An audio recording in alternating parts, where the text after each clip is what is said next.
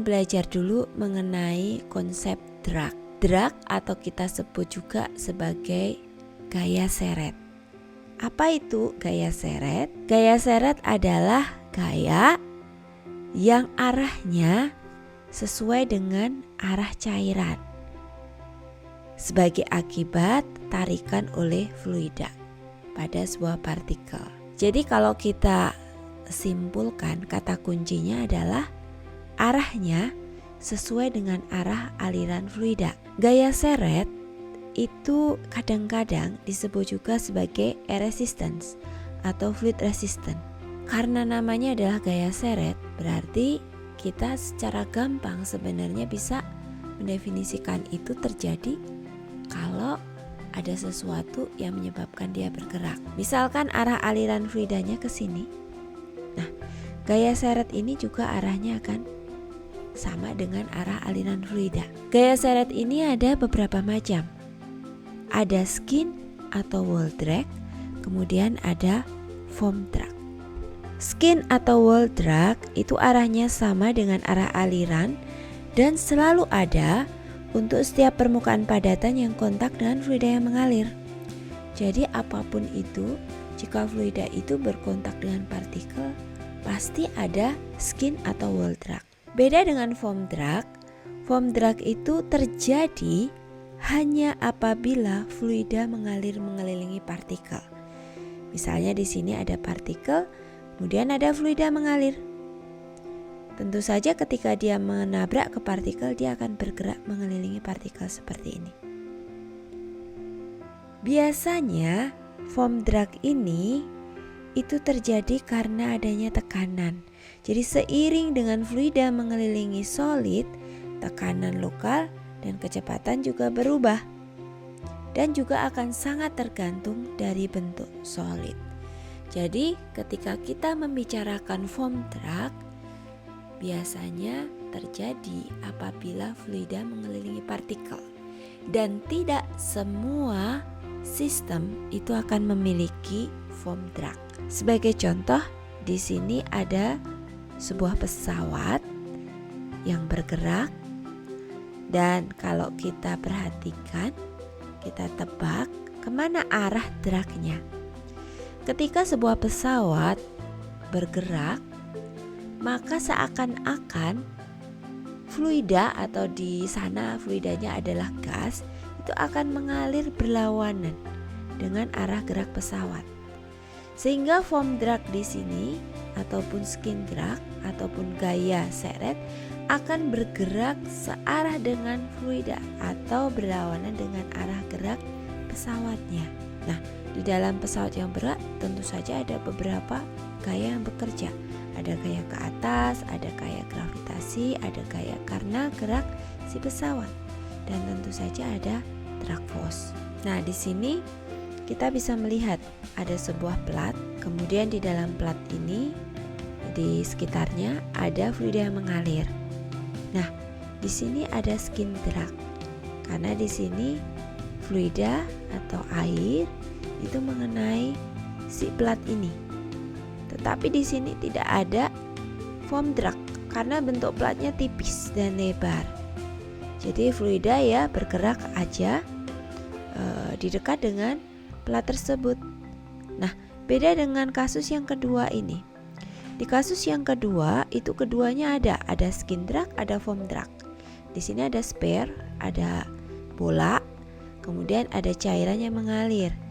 Nah, ketika fluida mengalir, kemudian dia juga akan bergerak mengelilingi si partikel, sehingga tentu saja di sini ada foam drag. Di sini titik di mana ketika dia menabrak partikel itu disebut sebagai stagnation point karena di sini kecepatannya adalah 0. Kemudian sebagai akibat dari foam drag, ketika dia mengelilingi partikel ini ada wake atau ada ombak. Wake-nya ini bisa besar ataupun kecil tergantung alirannya, laminer atau turbulen. Jika alirannya laminer, tentu saja di sini wake-nya akan lebih besar. Nah, di sini ada titik separation point, yaitu ketika dia si fluidanya akan berpisah dengan partikelnya. Nah, pada kasus yang C, kasus ketiga ini disebut dengan perfectly streamlined body. Jadi di sini bentuknya disesuaikan sehingga meminimasi adanya wake. Pada kasus seperti ini bisa kita katakan bahwa foam drag-nya itu benar-benar dieliminasi atau hanya kecil sekali. Ini adalah penggambaran ketika sebuah fluida melalui partikel berbentuk bola diambil bentuk penampang seperempat lingkarannya ya. Nah, arah dari aliran itu adalah ini. Kemudian di sini juga bekerja skin drag dan foam drag ya, karena di situ fluidanya bergerak mengelilingi partikel. Di sini ada skin drag dan kemudian juga ada foam drag yang arahnya tegak lurus dengan arah aliran. Sekarang, ketika kita menghitung total drag yang bekerja di dalam sistem ini, maka kita harus menjumlahkan resultan gayanya. Kita tahu bahwa total drag force itu adalah karena dua hal, yaitu skin drag dan foam drag. Nah, skin drag-nya berarti kita harus menjumlahkan resultan gayanya pada sumbu X. Di sini adalah tau WDA, maka ketika kita merefleksikan ke sumbu X, kita bisa mendapatkan adalah tau W sin alfa dA. Nah, kemudian foam drag sendiri ketika kita refleksikan ke sumbu X, kita bisa mendapatkan adalah rho cos alfa dA. Seperti itu. Jadi, ketika kita menghitung drag force yang bekerja pada sebuah benda, kita harus mengidentifikasi ada drag apa saja dan berapa besarnya. Kemudian kita menghitung resultan gayanya. Rumit bukan? Bukan sesuatu yang mudah ya. Oleh karena itu, kemudian kita akan belajar bagaimana kita menghitung drag force tanpa harus menghitung secara manual. Tentu saja hal ini membutuhkan data-data ya yang diambil dari eksperimen. Sebelum kita menghitung gaya seret atau drag force, kita akan belajar dulu mengenai drag coefficient atau dalam simbolnya disebut CD.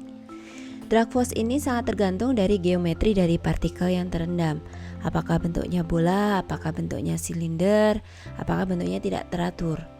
Nah, konsepnya ini mirip dengan gaya gesek atau friksi ketika kita belajar mekanika fluida dalam aliran dalam pipa.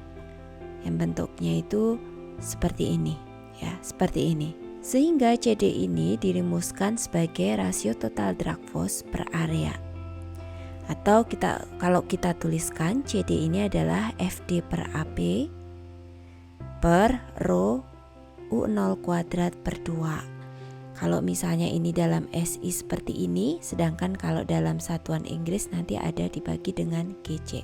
Apa itu FD? FD di sini adalah gaya seret atau drag force, satuannya bisa dalam Newton atau lbf atau pound force.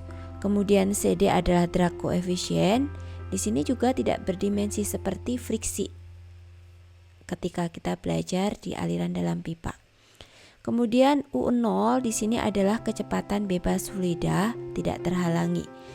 Apa maksudnya kecepatan bebas fluida tidak terhalangi? Kecepatan ini disebut juga dengan kecepatan superficial.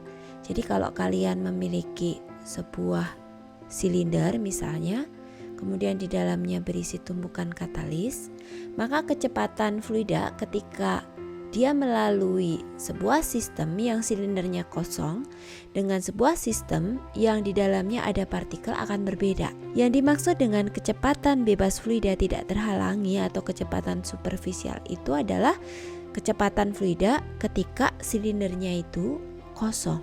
Jadi nanti kita bisa menghitung berdasarkan laju alir volumetris dibagi dengan surface areanya. Rho adalah densitas fluida dan AP di sini adalah luas proyeksi benda tegak lurus aliran. Sehingga kita bisa menuliskan ulang FD kita tarik ke depan. FD adalah CD Rho U0 kuadrat per 2 kali AP. Jadi di sini hanya memindahkan FD dari ruas kanan ke ruas kiri. Kalau ini dalam satuan SI ya.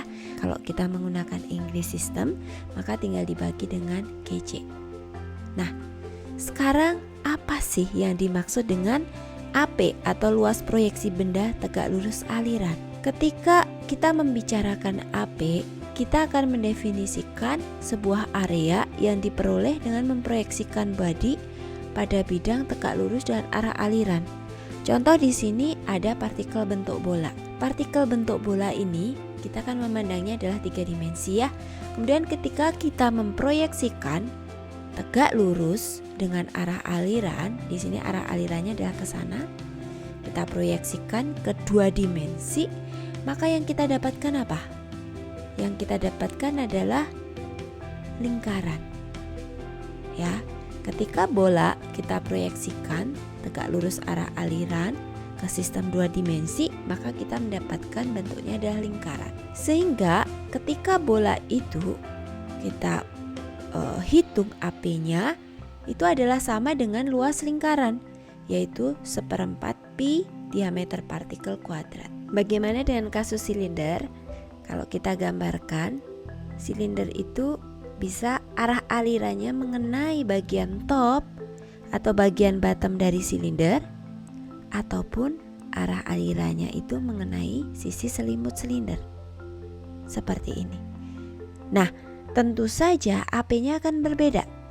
Ketika pada kasus ini, ketika kita proyeksikan ke 2 dimensi, maka apakah bentuk dari AP? AP-nya akan bentuknya adalah lingkaran.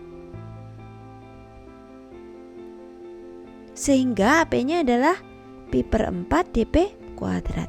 Sedangkan kalau alirannya ini, arah alirannya ini mengenai selimut silinder, maka ketika kita proyeksikan ke 2 dimensi, ini misalkan adalah tinggi silinder, maka ini adalah sisi dari diameter silinder. Sehingga bentuk dari AP-nya adalah L kali D. Sehingga untuk silinder yang sumbunya tegak lurus arah aliran, AP-nya adalah LDP. Nah, Reynolds number untuk partikel padatan yang tercelup dalam fluida yang mengalir itu didefinisikan sebagai dP kali U0 kali rho per mu. Jadi sama ya, seperti ketika kita menghitung Reynolds aliran dalam pipa, itu adalah diameter kali kecepatan kali densitas per mu.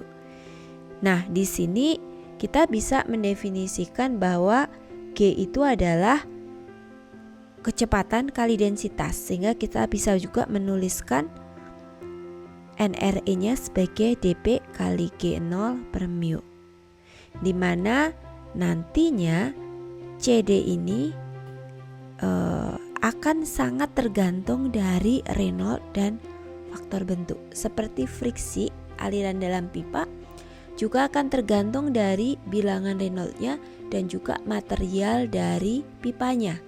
Apakah stainless steel, carbon steel, atau yang lain. Nah, di sini CD akan tergantung dari Reynolds dan bentuk dari partikelnya, apakah silinder ataupun bola. Nah, di sini ada grafik untuk mencari CD sebagai fungsi Reynolds. Kita bisa mendapatkan dari figur 312 Genkoplis atau figur 7.3 McCabe. Di sini ada 3 jenis bahan, ada spare, ada disc, ada juga silinder. Sebagai catatan, untuk silinder ini sumbunya itu sumbu silinder tegak lurus dengan arah aliran. Jadi pada kasus bahwa alirannya itu adalah seperti ini bentuknya. Jadi grafik ini tidak berlaku untuk bentuk arah aliran yang mengenai top atau bottom silinder. Tapi berlaku untuk kasus yang pertama. Kemudian juga untuk kasus disk atau cakram, di sini arah alirannya itu menghadap ke muka cakram atau disk. Jadi misalnya kalau disk itu saya gambarkan kan seperti ini ya. Atau kalau bentuknya dari arah depan itu seperti ini. Nah, arahnya seperti ini. Jadi bukan dari arah sini. Muka cakram atau disk itu tegak lurus dengan arah aliran. Nah, bagaimana cara mencarinya? Jadi nanti kita tentukan dulu bentuk isiannya apa atau bentuk partikelnya apa. Oh, sphere misalnya. Berarti kita bisa menggunakan gambar yang solid ini. Ini adalah untuk sphere. Kemudian kita bisa menghitung Reynolds-nya dulu. Misalnya ketemu Reynolds-nya 1000. Kemudian kita tarik ke kiri. Kita akan mendapatkan drag force-nya. Sehingga nanti kita tinggal menghitung FD. Jadi FD adalah CD rho U0 kuadrat per 2 per AP. Seperti itu. Untuk partikel bentuk bola dengan Reynolds kurang dari 1, drag force yang ditentukan secara eksperimen akan sama kalau dihitung dan menggunakan hukum Stokes. Ini adalah FD yang dihitung dan menggunakan hukum Stokes. Nah, dengan mensubstitusi nilai FD ini ke persamaan drag force yang di depan, maka kita bisa mengeluarkan CD adalah 24 per Reynolds. Artinya apa? Kita untuk bentuk bola dengan Reynolds kurang dari 1 bisa menggunakan dua cara, dengan membaca grafik atau kita langsung menghitung dan menggunakan persamaan ini. Seperti kita lihat di grafik ini, untuk Reynolds kurang dari 1, bentuk grafik yang menghubungkan antara CD dan Reynolds itu seperti adalah garis lurus linier ya, sehingga kita bisa menggunakan persamaan yang tadi kita pelajari dan menggunakan hukum Stokes. Variasi antara CD dan Reynolds ini sangat rumit karena interaksi antara faktor yang mengontrol foam duct dan screen drag. Seperti kita di depan pelajari, ketika aliran melalui atau mengenai sebuah sphere, kita harus menghitung resultan gayanya. Jadi foam drag-nya berapa, screen drag-nya berapa. Sehingga nilai CD ini menjadi sangat terbatas. Hanya kita punyai datanya untuk partikel tertentu seperti bola, disk, dan silinder. Silinder pun dengan catatan bahwa arah aliran itu tegak lurus dengan selimut silinder. Kita tidak memiliki data ketika arah aliran itu mengenai top atau bottom dari silinder.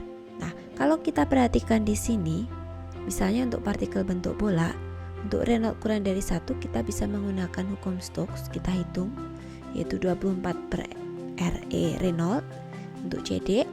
Kemudian di antara sekitar 10 pangkat 3 sampai dengan 10 pangkat 5 ini adalah seperti garis lurus. Nilai CD-nya berkisar antara 0,4 sampai 0,45. Dan ketika dia di sekitar 3 kali 10 pangkat 5, nilai Reynolds-nya itu akan drop, yaitu dari sekitar 0,4 menjadi sekitar 0,1.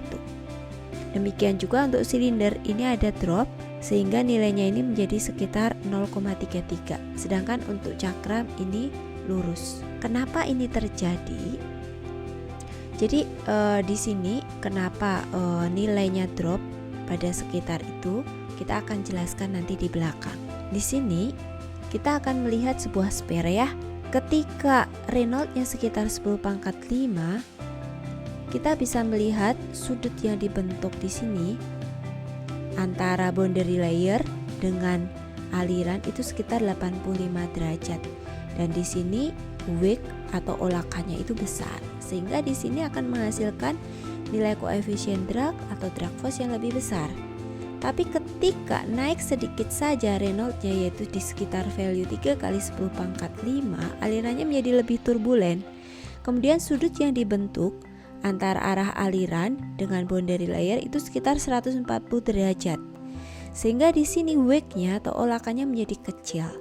Nah, inilah yang menyebabkan nilai drag itu turun drop dari sekitar 0,4 sampai menjadi sekitar 0,1 ketika dia ada di sekitar 3 kali 10 pangkat 5. Ini adalah gambar untuk kasus Reynolds ya, sekitar 200 sampai 300. Kita bisa melihat seperti vortex street. Ini ketika aliran mengenai sebuah silinder. Nah, bagaimana dengan nilai drag untuk spare yang bentuknya irregular? Jadi misalnya seperti crushed limestone.